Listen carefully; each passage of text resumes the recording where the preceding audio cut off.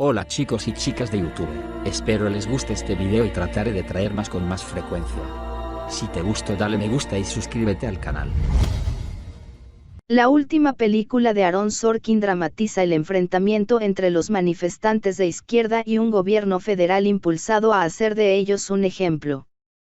Fue una de las escenas más impactantes que jamás haya tenido lugar en un tribunal estadounidense. El 29 de octubre de 1969, Bobby Seale, cofundador del partido Pantera Negra y uno de los 8 coacusados enjuiciados por incitar a los disturbios que estallaron en la Convención Nacional Demócrata de 1968 en Chicago, fue amordazado y encadenado a su silla por negarse a hacerlo. Obedecer las citaciones por desacato del juez Julius Hoffman. Seale no había estado involucrado en la organización de la manifestación contra la guerra de Vietnam, que comenzó pacíficamente antes de convertirse en un enfrentamiento sangriento con la policía que resultó en casi 700 arrestos. Había pasado solo 4 horas en Chicago ese fin de semana, después de haber viajado allí para ocupar el puesto de orador. Indignado por haber sido acusado falsamente, Seale interrumpió a gritos el proceso, pidiendo representarse a sí mismo y denunciando al juez como un cerdo racista. Hoffman, un irascible hombre de 74 años con descarado desdén por los acusados, ordenó que se inmovilizara a Seale. La imagen de un hombre negro con grilletes, interpretada por artistas de la sala del tribunal porque no se permitían cámaras en la sala del tribunal, circuló por los medios de comunicación de todo el mundo. Su rostro estaba básicamente cubierto con una tirita de presión, pero aún podía escuchar a través de ella tratando de hablar con el jurado, recuerda Rennie Davis, coacusado en lo que se conoció como el juicio de Chicago 8, más tarde Chicago 7 cuando Seale fue legalmente separado del grupo y fue juzgado por separado. Esta escena inolvidable se recrea en el próximo drama judicial de Netflix El juicio de los 7 de Chicago, que comienza a transmitirse el 16 de octubre, 52 años después de que se desarrollaran los procedimientos reales en el centro de Chicago. Escrito y dirigido por Aaron Sorkin, The Social Network, A Few Good Men, la película dramatiza el infame, a veces ridículo, juicio de 8 hombres acusados por el Departamento de Justicia del presidente Nixon de conspiración criminal y cruce de fronteras estatales para incitar a un motín. El juicio, que se prolongó durante casi 5 meses, a veces convirtiéndose en caos y teatro político, iluminó los cismas cada vez más profundos en un país desgarrado por la guerra de Vietnam, los cambios culturales tectónicos y los intentos de la administración Nixon de sofocar la disidencia y la protesta pacíficas. El drama y el histrionismo en la sala del tribunal se reflejaron en los titulares diarios. Los manifestantes afuera del Palacio de Justicia cantaban todos los días el icónico mantra, "El mundo entero está mirando". El camino hacia el juicio comenzó el verano anterior, cuando más de 10.000 manifestantes pacifistas acudieron a Chicago durante 5 días durante la Convención Nacional Demócrata de 1968. El país estaba en crisis, tambaleándose por los asesinatos de Martin Luther King y el senador Robert Kennedy y el empeoramiento de la guerra de Vietnam. El presidente Lyndon Johnson, asediado y derrotado por la guerra, había tomado la decisión sin precedentes de no buscar un segundo mandato. Después de la muerte de Kennedy, el vicepresidente Hubert Humphrey fue el heredero de la nominación presidencial. Pero el Partido Demócrata estaba tan dividido como el resto de la nación. El contingente pacifista se opuso a Humphrey, mientras que el senador de Minnesota Eugene McCarthy apeló a los estudiantes y activistas de izquierda.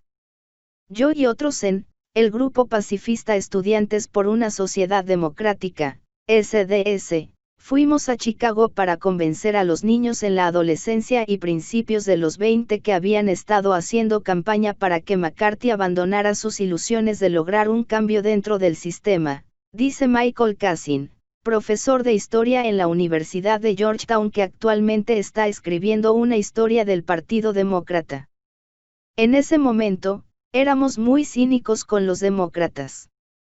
No pensamos que hubiera ninguna posibilidad de que McCarthy fuera nominado. Queríamos abandonar la ilusión de cambio a través del sistema electoral existente. Los organizadores estaban planeando una manifestación no violenta. Pero cuando miles, muchos de ellos estudiantes universitarios, llegaron a Chicago, se encontraron con las fuerzas del alcalde demócrata Richard Daley y su máquina de la ley y el orden, un ejército de 12,000 policías de Chicago que lanzaba gas lacrimógeno y empuñaba porras. 5,600 miembros de la Guardia Nacional de Illinois y 5,000 soldados del Ejército de Estados Unidos. Las protestas se convirtieron en derramamiento de sangre. En el juicio, 12 meses después, los 8 acusados se mantuvieron unidos en su oposición a la guerra de Vietnam, pero estaban lejos de ser una coalición homogénea. Representaban diferentes facciones del movimiento y tenían estilos, estrategias y agendas políticas claramente diferentes. Abby Hoffman, interpretado por Sacha Baron Cohen y Jerry Rubin, Jeremy Strong, fueron los activistas de la contracultura del Partido Internacional de la Juventud, Yippies, que aportaron una sensibilidad de bromista alegre y taída y a su antiautoritarismo. Tom Hayden, Eddie Redmayne y Davis, Alex Sharp, fundadores de SDS, lideran una coalición universitaria de 150 organizaciones empeñadas en cambiar el sistema y poner fin a la guerra. David Dellinger, John Carroll Lynch, literalmente un líder de Boy Scouts, fue un pacifista y organizador del Comité de Movilización para poner fin a la guerra en Vietnam, MOVE, que se había formado el año anterior para planificar grandes manifestaciones contra la guerra. Los profesores John Froines y Lee Wiener, Danny Flaherty y Noe Robbins, quienes solo participaron periféricamente en la planificación de las manifestaciones de Chicago, sentado en la mesa de la defensa, uno de ellos compara su presencia con los premios de la Academia. Es un honor estar nominado. Aunque se pensó que habían sido apuntados como una advertencia para otros académicos que podrían participar en actividades contra la guerra. Sil, Yahya Abdul Metin II, era el jefe de los Chicago Panthers, que se inclinaban hacia métodos más militantes. Los dos abogados que representaban a los acusados, William Kanstler, Mark Rylance y Leonard Weinglass, Vince Schenkman, eran reconocidos abogados de derechos civiles. Los profesores John Froines y Lee Wiener, Danny Flaherty y Noe Robbins, quienes solo participaron periféricamente en la planificación de las manifestaciones de Chicago, sentado en la mesa de la defensa, uno de ellos compara su presencia con los premios de la Academia. Es un honor estar nominado. Aunque se pensó que habían sido apuntados como una advertencia para otros académicos que podrían participar en actividades contra la guerra. Sil, Yahya Abdul Mateen II, era el jefe de los Chicago Panthers, que se inclinaban hacia métodos más militantes.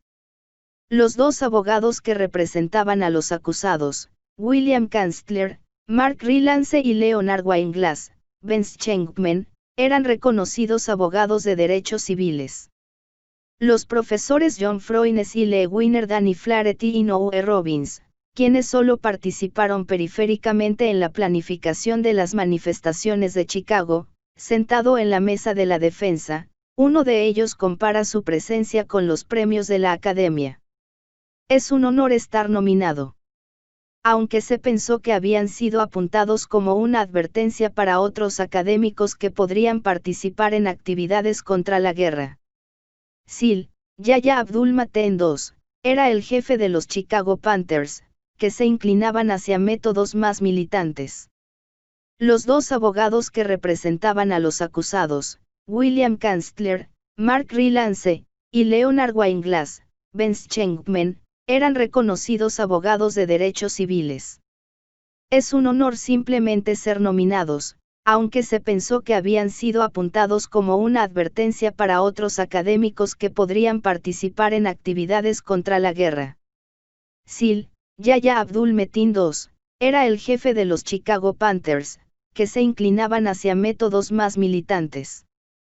Los dos abogados que representaban a los acusados, William Kanstler, Mark Rylance y Leonard Weinglass, Ben Schenkman, eran reconocidos abogados de derechos civiles. Es un honor simplemente ser nominados, aunque se pensó que habían sido apuntados como una advertencia para otros académicos que podrían participar en actividades contra la guerra. Sil, Yahya Abdul Metin II, era el jefe de los Chicago Panthers, que se inclinaban hacia métodos más militantes. Los dos abogados que representaban a los acusados, William Kanstler, Mark Rylance y Leonard Weinglass, Ben Schenkman, eran reconocidos abogados de derechos civiles. Hollywood aborda habitualmente películas sobre eventos de la vida real, pero la narración dramática y la precisión histórica no siempre se mezclan. En El juicio de los 7 de Chicago, Sorkin opta intencionalmente por amplios trazos para volver a visitar la historia del juicio y los eventos circundantes. No afirma ceñirse exactamente a la verdadera historia, y explica que la película está destinada a ser una pintura en lugar de una fotografía, una exploración impresionista de lo que realmente sucedió. En aras de una buena narración, se reorganizan algunas líneas de tiempo, se cambian las relaciones y se agregan personajes de ficción. Una policía encubierta inventada por Sorkin atrae a Jerry Rubin, por ejemplo. Antes de que una película pueda ser cualquier otra cosa, relevante, persuasiva o importante, tiene que ser buena, dice Sorkin. Tiene que respetar las reglas del drama y la realización de películas, así que estoy pensando en la experiencia de la audiencia.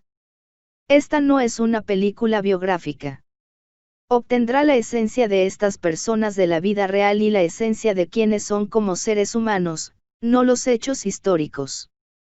Sorkin toma cierta licencia dramática en su descripción del motor emocional que impulsa la historia, la relación entre Aiden y Hoffman. En la película, la tensión entre los dos hombres es palpable pero comprensible dadas sus diferencias estilísticas. Hoffman, interpretado por Cohen con un acento de Nueva Inglaterra sorprendentemente respetable, Hoffman es oriundo de Worcester, Massachusetts, es un hippie fumador de marihuana que lleva su política en la punta de la lengua. Al dar forma a su interpretación, Cohen dice que llegó a creer que, a pesar de su teatralidad, Hoffman era un activista serio. Lo que queda claro es que, al final, Abby está dispuesta a desafiar la injusticia de la época, dice Cohen. Sorkin demuestra que Abby está dispuesta a sacrificar su vida. Fue inspirador interpretar a alguien tan valiente. Sin embargo, dentro del movimiento, los hippies eran considerados pesos ligeros políticos, adeptos a las relaciones públicas y poco más, según Todd Gitlin, profesor de periodismo y sociología de la Universidad de Columbia que se desempeñó como presidente de SDS en 1963 al 64. SDS los vio como payasos con seguidores que debían ser acomodados, pero que no formaban parte de la planificación estratégica de lo que debería suceder, dice Gitlin, quien también escribió The 60s, Years of Hope, Days of Rage. En el guión de Sorkin, Aiden y Hoffman comienzan siendo antagónicos y finalmente se convierten en camaradas. Aiden es representado como un claro activista contra la guerra que se pone de pie cuando el juez entra a la sala del tribunal, olvida por reflejo que todos los acusados acordaron permanecer sentados y se corta el pelo en su primer día en la corte. Quiere trabajar dentro del sistema y muestra su desdén por Rubin y Hoffman. En realidad, Aiden fue un revolucionario, cofundador con Davis de SDS y uno de los principales arquitectos de la nueva izquierda. También fue coautor de la seminal Declaración de Port Huron de 1962, un manifiesto político y un plan de izquierda para crear una política más democracia participativa. Si el gobierno no los hubiera reunido en un juicio por conspiración, no creo que Aiden y Hoffman hubieran tenido mucho que ver el uno con el otro, dice Gitlin. En la sala del tribunal, tanto la versión cinematográfica como la de la vida real, los acusados mostraron solidaridad. Desde el día en que comenzó el juicio, el 24 de septiembre de 1969, cautivó a los medios. La estrategia de defensa de Kanzler fue de disrupción y funcionó. El primer día, Hayden saludó con el puño al jurado. Hoffman y Rubin prácticamente pasaron los siguientes 4 meses y medio en la mesa de los acusados, convirtiendo el juicio en un teatro político. A Hoffman le gustaba provocar al juez, Frank Langelle, llamándolo Julie y lanzándole besos al jurado. En una ocasión que, por supuesto, está incluida en la película, los dos yippies llegan a la corte con túnicas judiciales, que se quitaron por orden del juez para revelar debajo los uniformes azules de policía. El juez Hoffman, sin relación con Abby, estaba tan enojado que continuamente citaba desprecio. Había mucha electricidad en el aire, recuerda Charles Henry, profesor emérito de estudios afroamericanos en la Universidad de California, Berkeley, quien asistió al ensayo mientras estaba en la universidad. Lo que recuerdo más vívidamente fueron Kanzler y Weinglass, quienes estaban hablando por la defensa en ese momento, levantándose un par de veces y antes de que pudieran sacar una palabra de sus bocas, el juez Hoffman anuló. Pensé, esto es una locura. ¿Cómo pudo pasar esto? Esto tiene que ser apelado.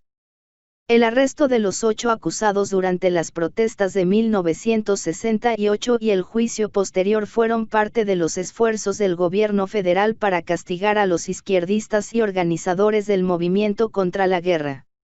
Según Gitlin, una vez que Nixon se convirtió en presidente en 1969, su Departamento de Justicia formó una unidad especial para orquestar una serie de acusaciones y juicios. Nixon estaba tirando un marcador para intimidar a todo el movimiento contra la guerra. Ellos prepararon esta acusación que no tenía sentido, dice. Bajo el fiscal general John Mitchell John Doman, el gobierno persiguió agresivamente a los acusados y desplegó a los fiscales Richard Schultz, Joseph Gordon-Levitt y Thomas Foran, J.C. Mackenzie. Para su crédito, la película incluye, aunque solo sugiera, algunas de estas corrientes subterráneas. La introducción de Sorkin a los 7 de Chicago comenzó hace más de una década cuando el director Steven Spielberg lo contactó para hablar sobre una película en el juicio. La idea se pospuso cuando ambos hombres tenían otros proyectos en proceso, pero Sorkin escribió un borrador en 2007. Estudió detenidamente las transcripciones originales, leyó numerosos libros sobre el juicio y la política de los años 60 y pasó tiempo con Hayden, quien murió en 2016, como parte de su proceso de escritura. Con el tumulto de las elecciones de 2016, Sorkin se volvió a inspirar para examinar la historia de activistas desafiantes dispuestos a defender sus creencias políticas. Esta vez él también dirigiría. Resulta que los eventos de este verano pasado comparten muchos paralelos con 1968. Estamos viendo la demonización de la protesta en este momento, especialmente en medio de esta campaña política, dice Sorkin.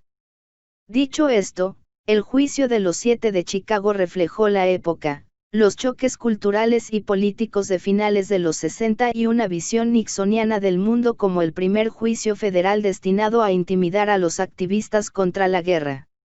El juez no solo fue políticamente hostil hacia los acusados, sino que, según los historiadores, no escuchó lo que estaba sucediendo en el país y aparentemente ignoraba el simbolismo de encadenar a Sila una silla en su sala de audiencias. El 18 de febrero de 1970, los 7 acusados fueron absueltos de los cargos de conspiración, pero se les impuso una multa de $5,000 cada uno. 5 de ellos, Davis, Dellinger, Hayden, Hoffman y Rubin, fueron condenados por cruzar las fronteras estatales con la intención de provocar disturbios. Froines y Weiner fueron absueltos de todos los cargos. Los 7 acusados y sus abogados también recibieron sentencias de prisión por las más de 170 citaciones por desacato que les impuso el juez Hoffman, que oscilaron entre 2 meses y medio para Weiner y 4 años y 18 días, para Kunstler. Pero las ruedas de la justicia giraron y, en 1972, se retiraron todos los cargos contra los acusados. Entre otras razones, la Corte de Apelaciones del Séptimo Circuito de los Estados Unidos citó el comportamiento antagónico del juez Hoffman en la sala del tribunal. También se retiraron los cargos contra Seal. Una investigación y un informe posteriores concluyeron que el sangriento giro de la manifestación de 1968 fue instigado por la policía.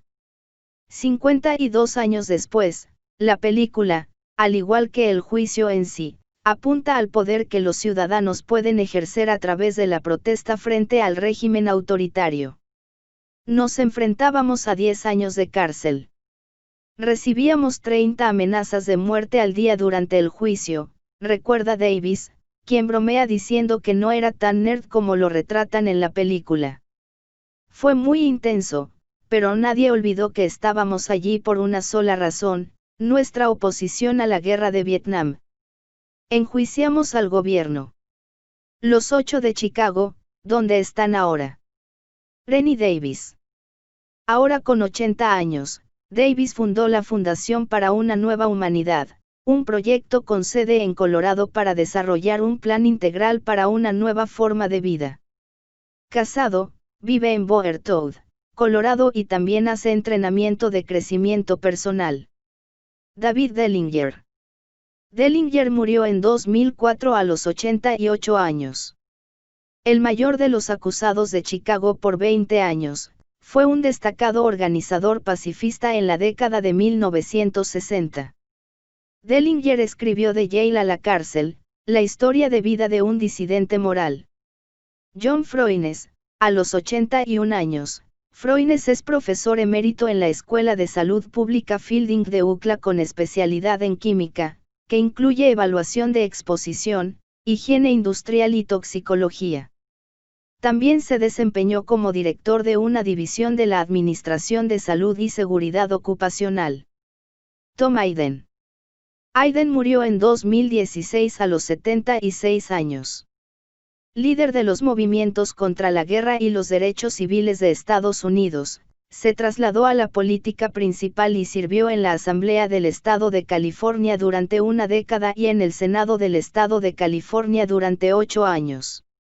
Enseñó en Occidental College y en el Instituto de Política de Harvard. Autor de 17 libros, también fue director del Centro de Recursos para la Paz y la Justicia en el Condado de Los Ángeles. Hayden se casó 3 veces, pero su unión más destacada fue con la actriz y colega activista Jane Fonda durante 17 años. Abby Hoffman. Después de pasar años bajo tierra, Hoffman resurgió en 1980, dio conferencias en universidades y trabajó como comediante y organizador comunitario.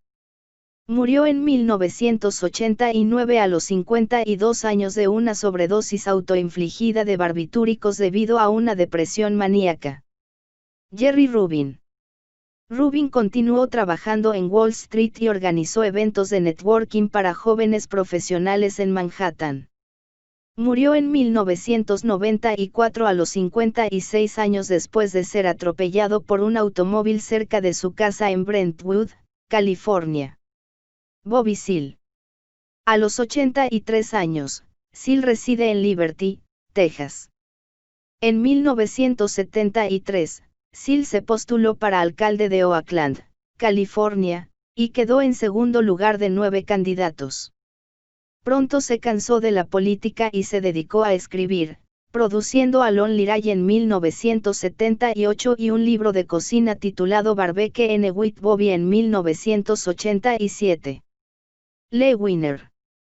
Ahora con 81 años, Weiner escribió recientemente Conspiracy to Riot, The Life and Times of One of the Chicago 7, una memoria sobre la Convención Nacional Demócrata de 1968.